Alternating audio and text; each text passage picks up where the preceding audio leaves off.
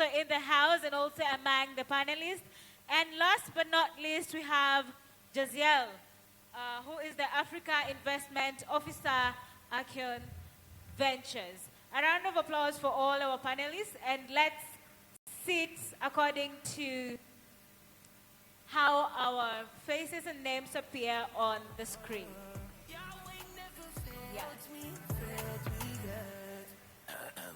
Good evening. My name is Imran, I'm free from my demons. I'm so bored in them, I call him, my father's the reason. I play for a lot of boys, but I left in the season. My therapist said to me, bro, how you keeping? How you eating? How you sleeping? How do you cope when they leave when you're not even beefing? I don't care about the pain as long as you're pleasing. Thank you so much, Diana. Can everyone hear me? Fantastic. Okay, congratulations to all of those people who got up and pitched earlier on today.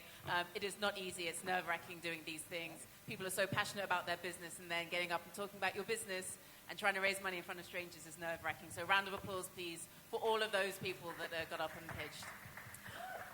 So hands up here. Has anyone exited a company yet?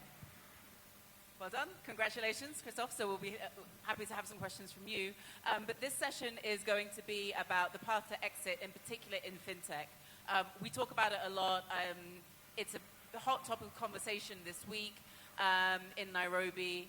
We're all looking for a liquidity event of sorts in life, right? So we have a fantastic panel here today to run us through some ideas and some pointers and advice on what a fintech exit might look like. I'm going to ask my fellow panelists to introduce themselves very briefly. 30 seconds maximum, please, gents, so we can get into the discussion. Jasil, we'll start with you, please.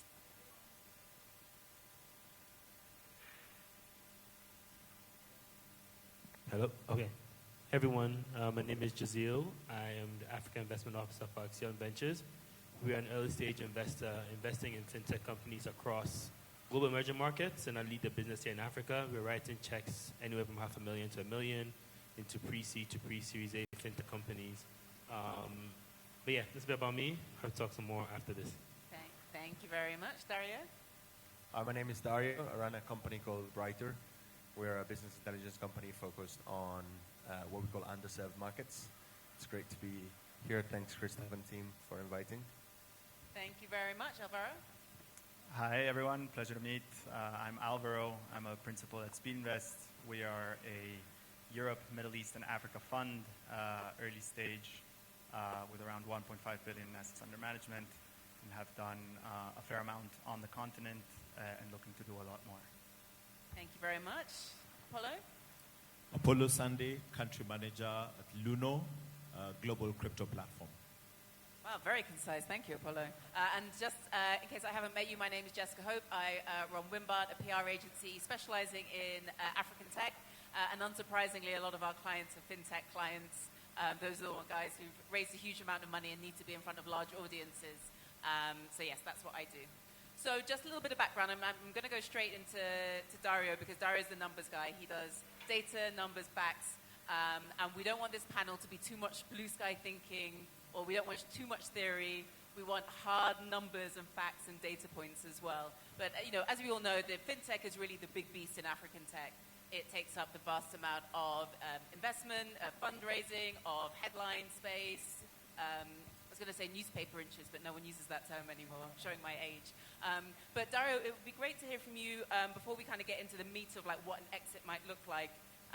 It would be great to hear from you a little more about the kind of the types of exits we have seen in the market so far. So we've mostly seen M&A. I think obviously the biggest one still is the sort of paystack exits to Stripe a few years back, but that was quite a long time ago now. So what's the data telling us about the types of exits we're seeing in fintech? Sure. I think there was a time, Brighter's coming up to 10 years, and there was a time when we started that where the word IPO was the buzzword, and everyone was aiming at that. I think we saw the first couple of public listing happening, and that quickly turned into a reality that was more unique than actual normality. And that what the ecosystem started realizing is that the acquisition route to exit and to liquidity event was becoming more frequent. Now, I think when discussing IPOs, because I think people are asking themselves why IPOs are now happening more frequently, I think we need to probably discuss. I know that you asked about M&A, but like I think it's important to probably normalize the conversation around IPO.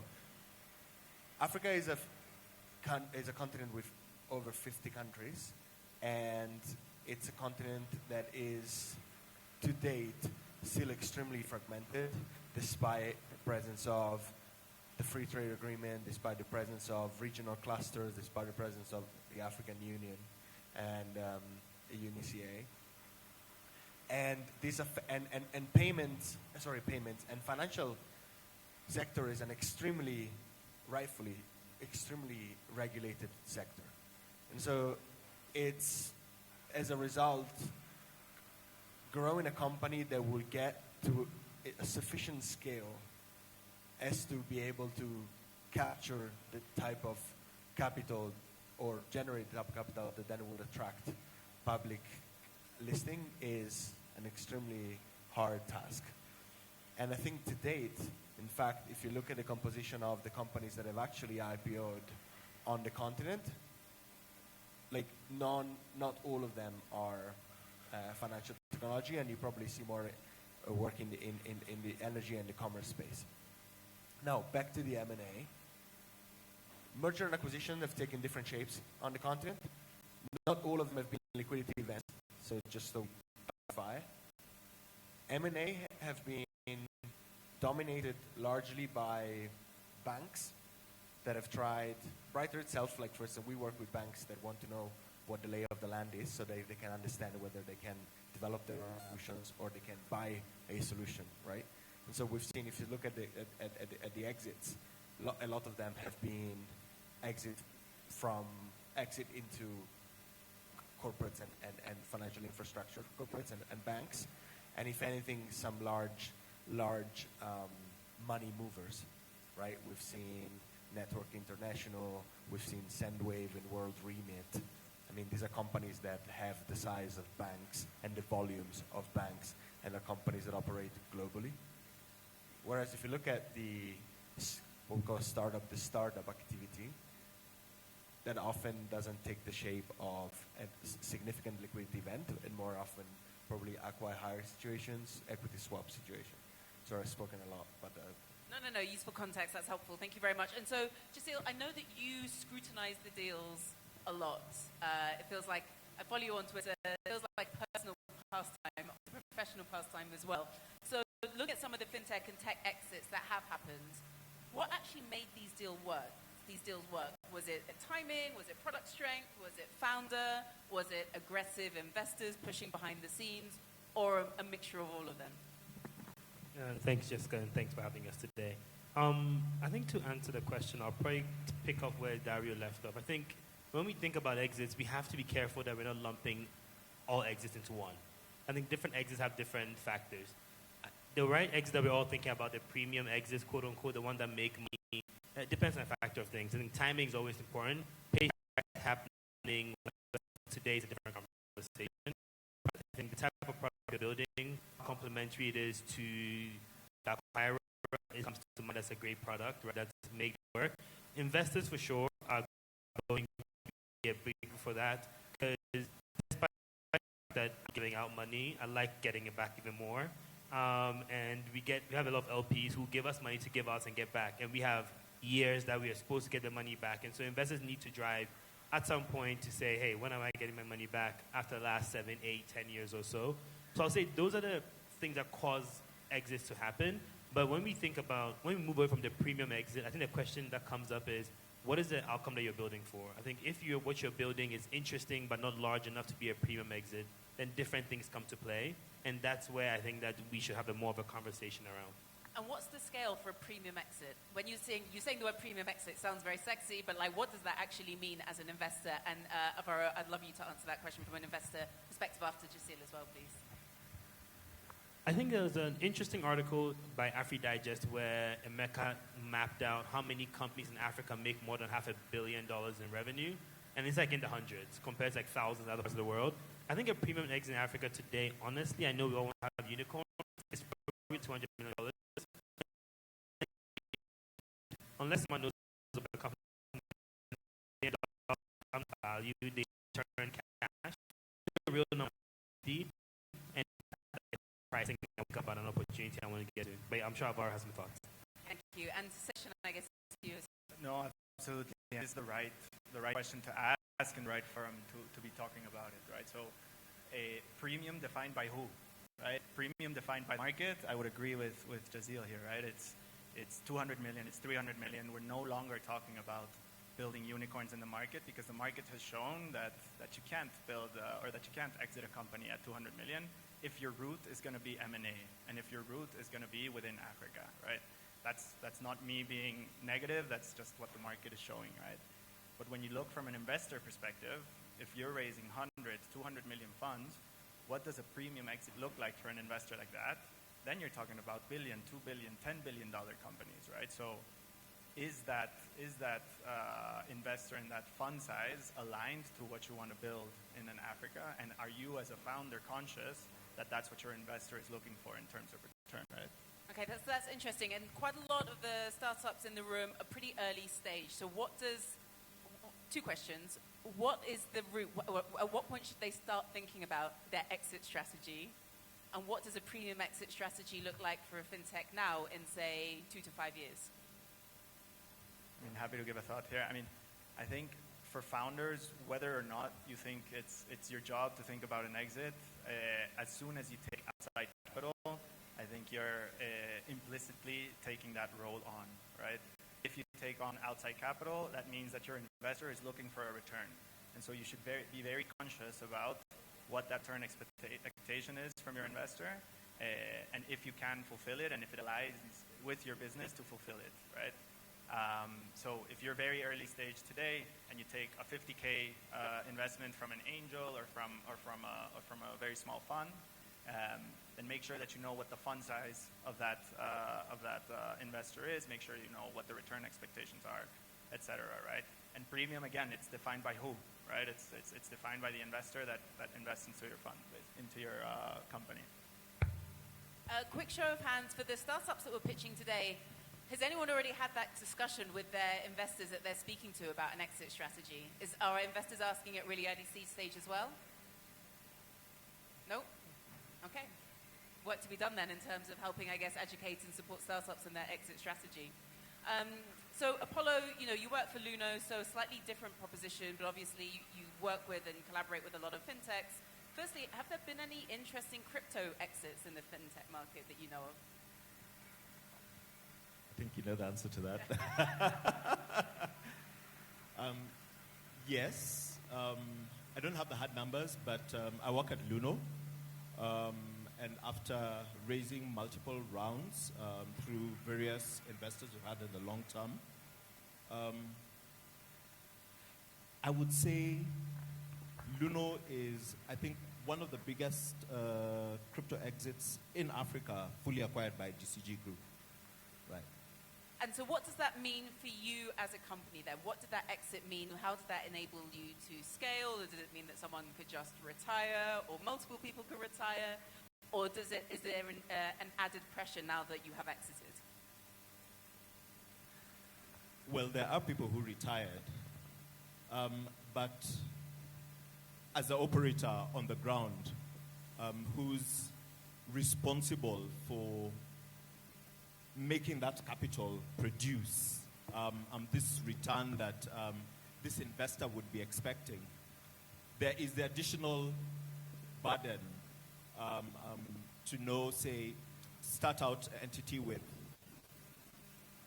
a founder who is more culture oriented. He wants to build for the long term. And then at some point, hey, someone is coming in and they're expecting a return, and my numbers have to look really neat, and I am not as expendable to this new owner as I was to the cultural owner, to the initial founder, and of course reduced bucks. Interesting. Okay, no, that's a helpful answer. And then you mentioned about sort of returns. Dario, this question's for you. How do you track the market, and you track exits and growth and fundraisers. At what stage are we going to move from a kind of a funding market where there's lots of fundraising announcements, lots of capital injections, to a returns market where all of a sudden we might see some VCs starting to retire? I was talking about this earlier today. So what we've observed at Brighter is that obviously markets go through ebbs and flows and market cycles, and there's cycles where liquidity is high, cycles where there's a lot of optimism and risk aversion is low. And clearly we are not right now in one of those cycles. But something that is probably counterintuitive has been happening. If you look at the composition of deals that have been happening across the continent in the last couple of years, there's a lower proportion of late-stage deals because of a number of reasons. So the flight of overseas capital, a complete change in direction of the US in terms of foreign policy, geopolitical fragmentation and instability. But equally, there has been a massive push towards early stage investment in terms of numbers. And why do I say counterintuitive? It's because early stage companies technically are riskier as a risk profile for our investor. And yet, most of the investors have been raising for early stage funds. Now, obviously, one could argue that it's easier to raise a $5 million fund than a $100 million fund.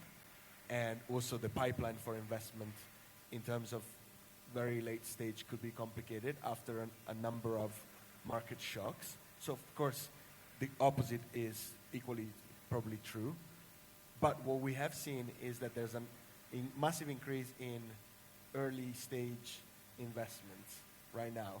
And so to answer your question, I think right now we're in a moment where we moved towards a fundraising market and not an exit market.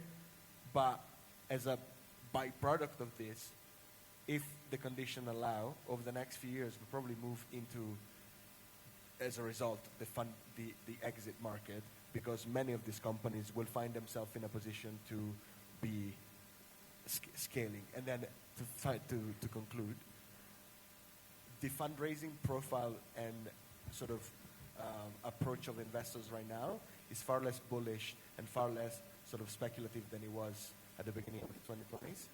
It's far more focused on fundamentals and far more focused on revenue generation and not just ideas. So that point on fundamentals is really, really important and really interesting as well. So again, this question is for both Jacil and for Alvaro. So Dario talks about the fundamentals. Like, how has this kind of shift, the funding landscape shifted how you do due diligence, how you kind of really drill the founders that you speak to on the fundamentals of actually pathway to profitability rather than growth at any cost? That's right. Go. All right. I think it definitely has, I would say that it's changed the market broadly. For us at Action Ventures, we've always been a bit more skeptical on numbers, I'd say is a better word. And what that means for us is that we invest early, but we're typically looking to invest in companies that understand their unit economics. It also means that we've learned in the last 15 years or so investing in the continent that revenue takes a lot longer than you probably think it takes to scale. And so because of that, your assumptions on how quickly you're going to grow, I'm probably going to discount it by a healthy percentage. But I think that also has meant that the founders that are now starting to come up have a better grasp of what their questions and their business should look like, versus when, to Dario's point, the market was a bit more speculative. And I would tend to agree, right? I think the type of founder that is now willing to make the jump from having a well-paid job in a corporate or a large group on the continent to now become a founder is a lot higher, right? And so you're seeing founders that have very big visions, very interesting ideas, ways, solving big challenges, as opposed to solving for very small niches. And I think building good businesses in the process, right? That's helpful. And I'm going to keep lumping you two into the same boat, so apologies. And also, if you disagree with each other's approach, that's fine as well. But obviously, we have a lot of startups here who are starting on their fundraising journey, and they're probably going to have to start thinking about their exit opportunities and exit options as well. So what advice would you give to founders in terms of sort of mitigating potential risks when it comes to what are the mistakes that you see, and how can the founders in the room, I guess, mitigate against some of the red flags that you see with fintech companies? Alvaro, let's go with you again, please. Yeah, I mean, when talking about exits specifically, I think the first thing that I said when we started this panel, right, have the conversation and have the honest conversation with your investor on what the return expectations are for this company, and how they see that, or how you see that aligning with what you want to build as a business, right? You know, people think it's very sexy to raise from venture capital. It comes at a pretty high cost, right? And there is costs associated to it. And so if you have other sources of capital that you have access to, it might not be, and I'm shooting myself in the foot here, but it might not be a bad idea to look into that, right? So at the very least, know what it means to take on a VC investor and what that looks like for growth. And actually, just sort of to build on that point, what does it mean to take it on? Like, what's the warts and all story of, like, what does it actually mean to take institutional investment? Yeah, no, absolutely. I mean, we can run through some quick maths here, right? And we say, let's say that the investor that's investing into your company has an 100 million fund. Each opportunity that the investor is investing into will have to return that fund multiple times, right? So that investor, let's call it, if it's a standard VC, will look to return, if it's an 100 million fund, let's call it 400 million in investment. That means that their portfolio needs to be worth at least 4 billion, 5 billion if they're exiting companies at 5% stakes, right? These are all very quick maths, and we can talk about fund structuring all we want, and I'm sure Jazel can have some thoughts as well, right? But around 4 to 5 billion is what they need to generate in terms of portfolio value, right? That means that they will have one, maybe two companies that will actually have that level of portfolio value, or maybe 10 companies that have that level of portfolio value. But what that means is that you will have to grow into 4 to 5 billion worth of portfolio value, right? So, and all within a 10-year stretch, which is usually what a VC lifetime lasts, right? Those are growth rates that are not in line with most business models in the world, let alone on the continent, right? So it's and again, this is not to have a pessimistic view. It's just to have an honest conversation of what taking on venture capital means, right? Okay, that's helpful. And then, so Jasil, maybe you can just help us kind of like do some myth busting around, or help kind of educate all of us in the room about the exit mistakes that people don't think about, especially when it comes to fintech. Like, what could ruin an exit? I think if you're in fintech, to Darius with your point, financial services is a regulated market. So I think the very first thing is governance, and thinking about how well aligned are you compliance-wise with a potential acquirer. Because I'm sure Apollo will tell you that if the other crypto players in the space, but the reason why an investor is interested in them is because they have better compliance than a bunch of their competitors. So that's the first one. I think the second one is also aligning your expectations, what the exit looks like. Not every exit is going to be a $200 million exit. Potentially, your exit might be a larger company buying you to fold you into your company. So the question that becomes, how honest are you about the scale of your opportunity? Are you just a feature that can fit into a broader like money point, or can you be a standalone company? Those are two different like outcomes for you to kind of think about. Those are probably the two main things I'd say. Okay, that's helpful. Sorry, did you have something to add? Yeah, I was just about to say, I mean, when talking about exits, I think it's important to remember that companies are bought, they're not sold, right? What that means is it needs to be value in what something is buying for you to be able to execute and exit, right? And so what that means is take a look at who is actually acquiring you and how you fit into that business and what story you can tell, right? If it's a private equity acquisition, you'll have to have all your audited financials in order. You'll have to have proper governance on your board. You'll have to have probably if it's a DFI-backed private equity, then you'll have to have all the impact ESG metrics to standard. So again, know who your acquirer is, right? That's good to know. And Jasil mentioned, and this question is for you, Apollo. Jasil mentioned like compliance, and obviously compliance and crypto have to go hand in hand. As a fintech, as a crypto platform that has exited, like what are the operational kind of issues and activities in terms of compliance that Luno has to think of every day as a fintech that wants to stay in favor with the regulators?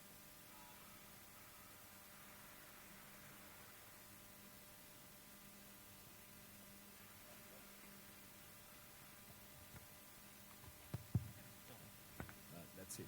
So Luno started operating before there was regulatory clarity in the crypto space. However, in the broader financial services space in which you work, there was some regulatory guidance.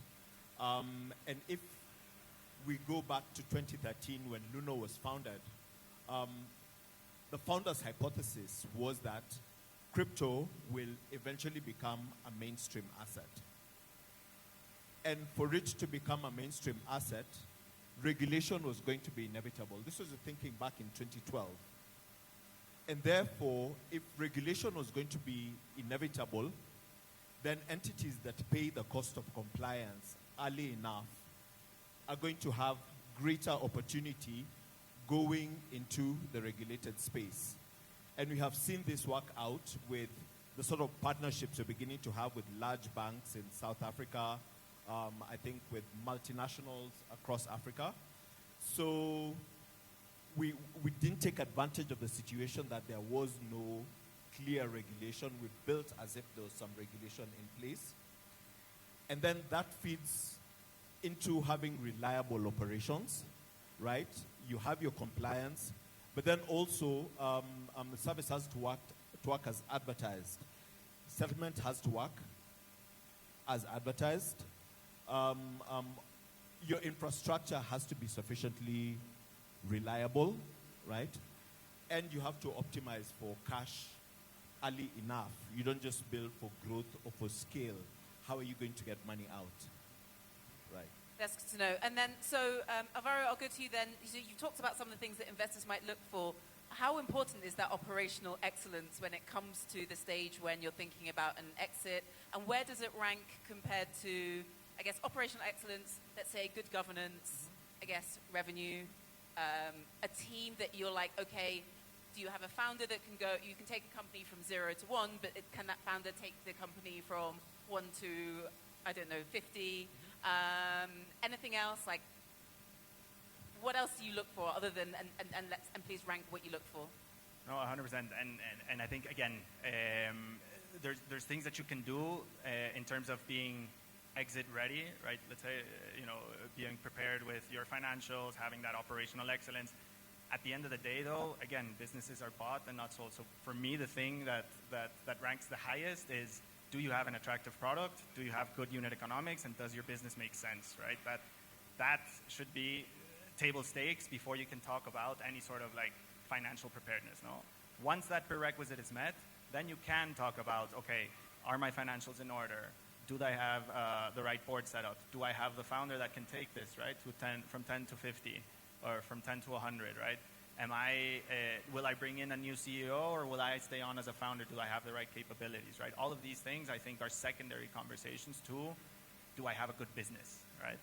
Okay, that's helpful. And so, Dario, this question is for you. So we have seen a little bit more interest. We've seen more M&A. The data's shown we've seen a little bit more M&A. We haven't seen sort of vast liquidity events, and we're not sort of we're not flooded with IPOs yet. But at what stage do you think, or what stage does the data and the trends reveal that the market is going to mature beyond an M&A activities? As in IPO? Maybe more IPOs, or maybe kind of bigger liquidity events, or maybe more public liquidity events. I'm actually not too optimistic in the short term about this, and I'll explain why. Brighter's been focusing on emerging markets as well, beyond African markets. And South Asian markets, Latin American markets, not all of them, obviously, but the main markets, which could be comparable with some of the like big 4, big 5, 6 in Africa, are also not characterized by a high IPO activity. And the capital markets there are higher, their proximity to China or Japan or the US is higher. And yet the activity that you find is a private activity, it's not an IPO activity. If anything, you will find maybe more of a dominance of acquisition coming from main markets. So instead of finding an acquisition coming from Capitec or Standard Bank, it's an acquisition that might be coming from a major Singaporean, Chinese, or US company. But emerging markets are vastly characterized by private capital activity. And frankly, Africa as a whole, I know that's Burundi and South Africa are two different countries, but African countries as a whole are still vastly behind in terms of ability to generate that level of the volume. And you mentioned banks there. Do you think banks should actually be leading the way when it comes to M&A, or do you think that they can do more to affect change down, in terms of innovation and in terms of acquiring some of the more innovative fintechs that are struggling to scale due to not enough investment or inability to, kind of build on, the traditional structure that some of the banks already have in some of the African countries as well? I've historically tried to be very, little prescriptive and very much being an observer. But working in other markets has shown me two things. One is the high activity from the side of corporates, so corporate venture. And the other one is the extremely high activity of sort of parastatal organizations like chambers of commerce. If you go to Barranquilla, which is like a tiny city in Colombia, and then you go to Hanoi or you go to one of the other islands of Indonesia, not even Jakarta, you see an extremely high activity from the side of the municipalities, the chambers of commerce, the local trading organization to merge the entrepreneurial world with the corporate world and with government funding. And I think this is something that overall in Africa has not happened. Even in Kenya, which is supposed to be like the Silicon Savannah, just Kenya, which is kind of trying to do stuff, but the activity remains extremely low. And the ecosystems are predominantly focused on the capital city or the economic capital. So you'll see Lagos, you'll see Nairobi, you'll see Joburg, Cape Town, and you'll see Cairo. You'll barely see Mombasa, Alexandria, Abuja even, or Samara City.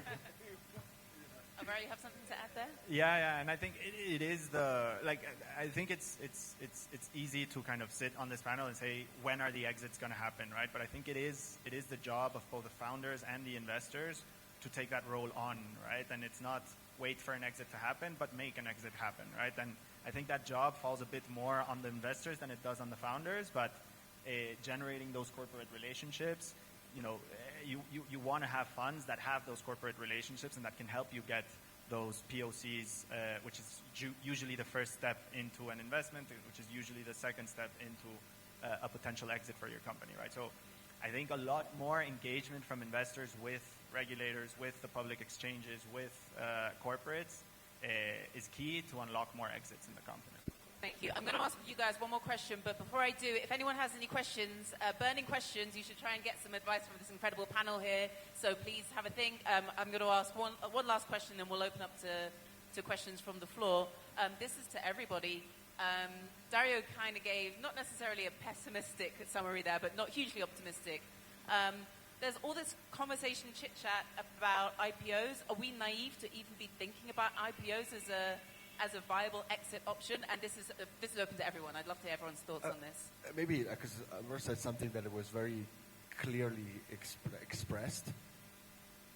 The 1 billion mark is being more of a curse than a blessing, because we've decided that was the mark. It could have been 785 million. You know what I'm saying? Why was it $1 billion specifically? There's no way in business logic the fact that $1 billion will be in any way a milestone for anything. And it's been a standard, and as every standard, it tended to flatten the complexity of whatever the reality was. And so what they've been saying around sort of recasting the narrative around the realities and the magnitudes of the ecosystem, I think even reframing, like you mentioned how many companies are actually generating 500 mil, but how many companies are actually generating 50 mil in the ecosystem? Do you know what I'm saying? Like, let's get the ecosystem to a level where many companies generate 25 to 50 mil. 25 to 50 mil, it's hundreds of people in formal employment, a lot of tax being paid, a lot of technology and IP being released, a lot of case studies being actually developed. Why don't we aim for that, which is an extremely, and also for a founder, $1 billion or $50 million don't really change in terms of being wealthy. Okay, so we have a rallying call to action there to build 50 million plus companies. Jasil, are we naive to be thinking about IPOs? Yes or no? I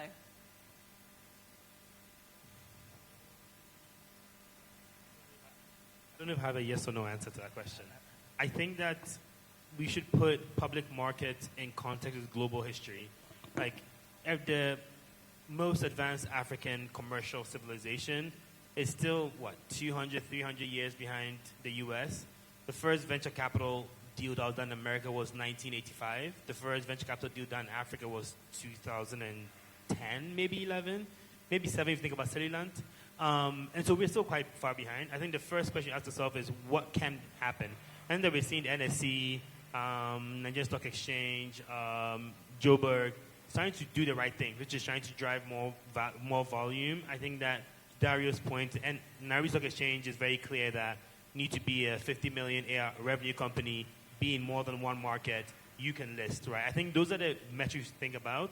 And I think over time we'll get there, but we should be realistic that where we are today is within the context of where everywhere else we are looking at has been for at least 2-3 decades. Okay, thank you very much. Alvaro, so a question to you, please, and then after you as well, please, Apollo. Yeah, I think there is for sure an IPO path on the continent, and it depends on the type of business that you build. I think local exchanges, of course, are only have the restrictions as Jason mentioned.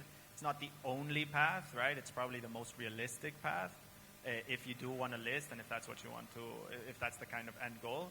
But we have examples also of companies that have built from Africa for the world, and those companies have potential to IPO outside of the African continent, right? And there's more depth in certain exchanges. You can call the Middle Eastern exchanges, right? UAE Stock Exchange or the Saudi Stock Exchange, Tadawul.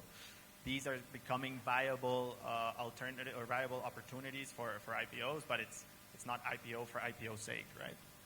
Not IPO for IPO's sake. Very good. Thank you. Apollo, thoughts on IPO? Are we being naive or should we be optimistic? Where are we?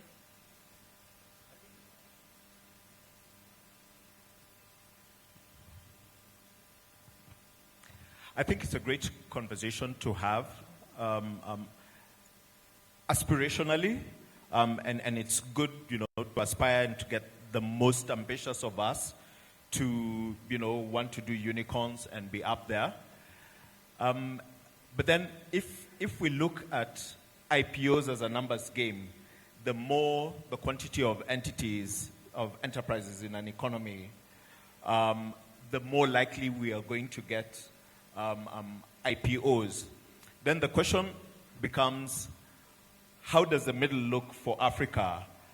Are there sufficient enterprises bulking enough to join an exit pipeline, right?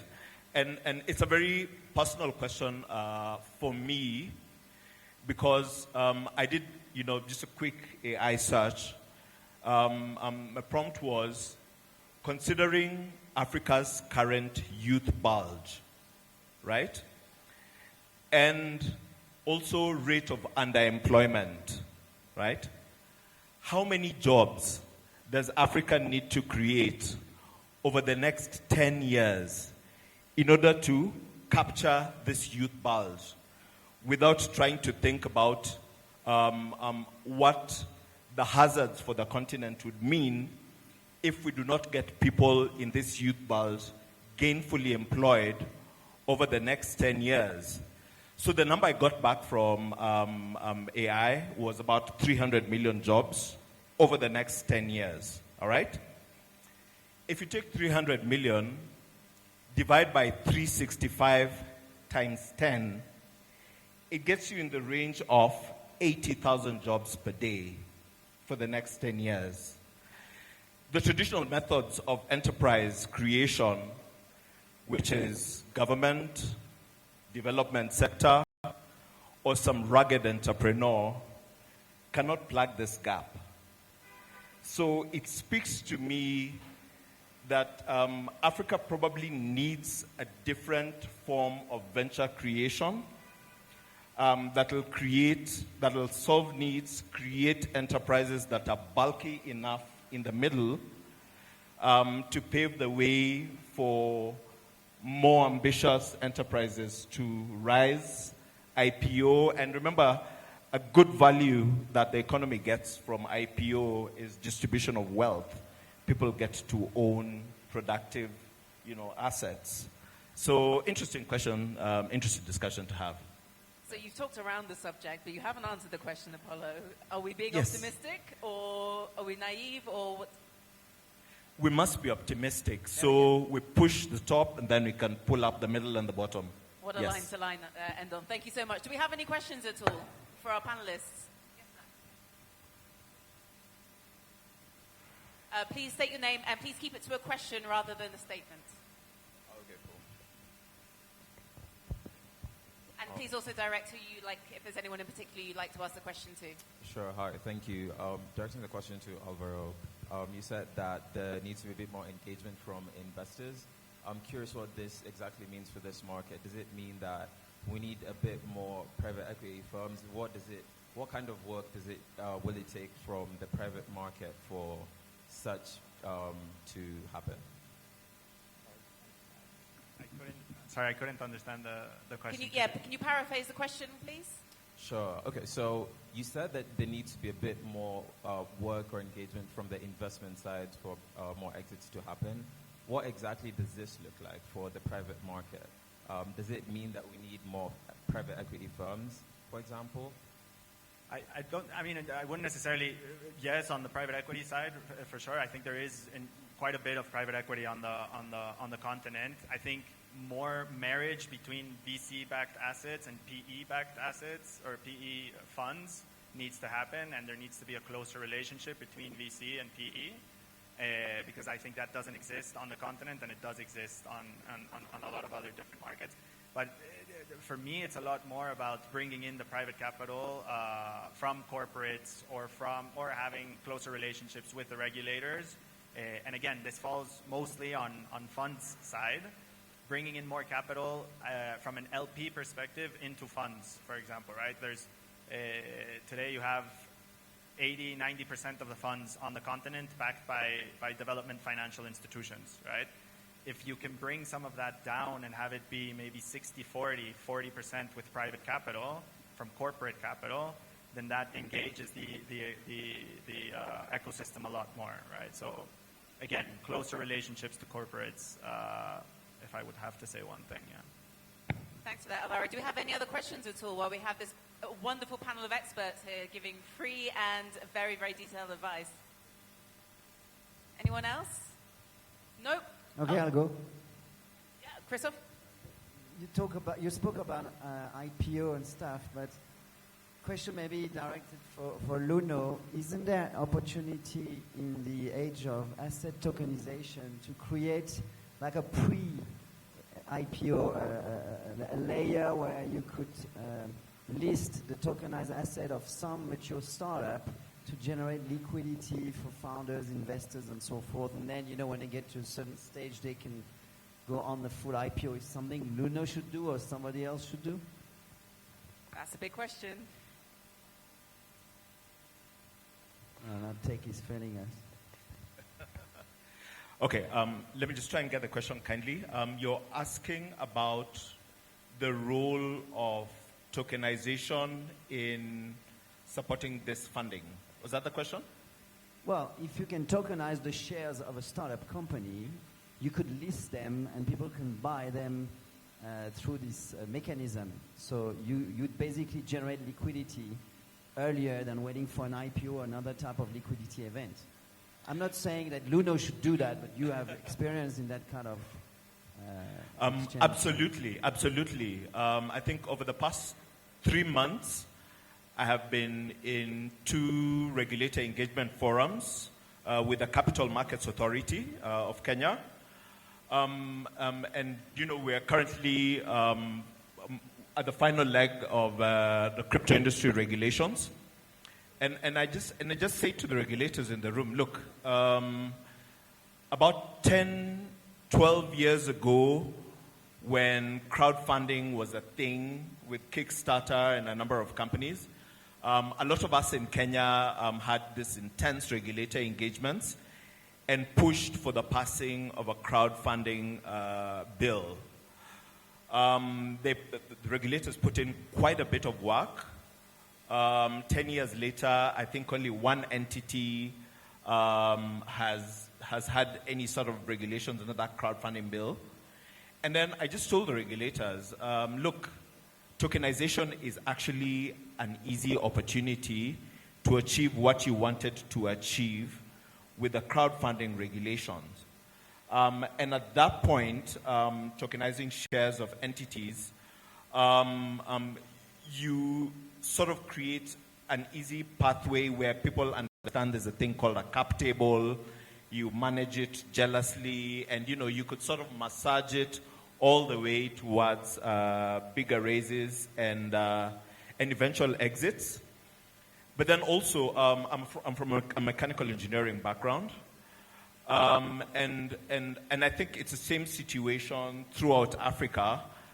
At the end of your 5 years of study, or even at your master's, we all do projects and we try and attack societal problems, right? And I would say 99% of those projects just gather dust on the shelves, right? Because, and I tried to solve this problem at another enterprise where I worked, we don't have capital to move from idea to prototype.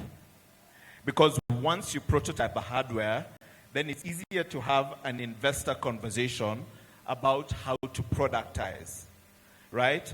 And that's another gap pre-seed that tokenization can solve. So I'm very optimistic that tokenization will find a way right through pre-enterprise to exit. And I'm hoping, investors who are looking at the distributed ledger and the AI space will help capture this opportunity. I feel that question is going to open many, many, many more discussion points. I think we're at time. Does anyone have a burning question they would like to ask? No? Okay, well, please, a huge round of applause to the panel. They've just been fantastic. Thank you so much. Thank you so much to AfricArena for hosting us.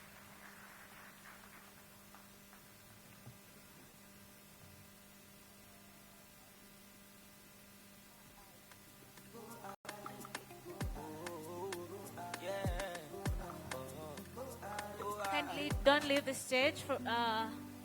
Stay around for group photo.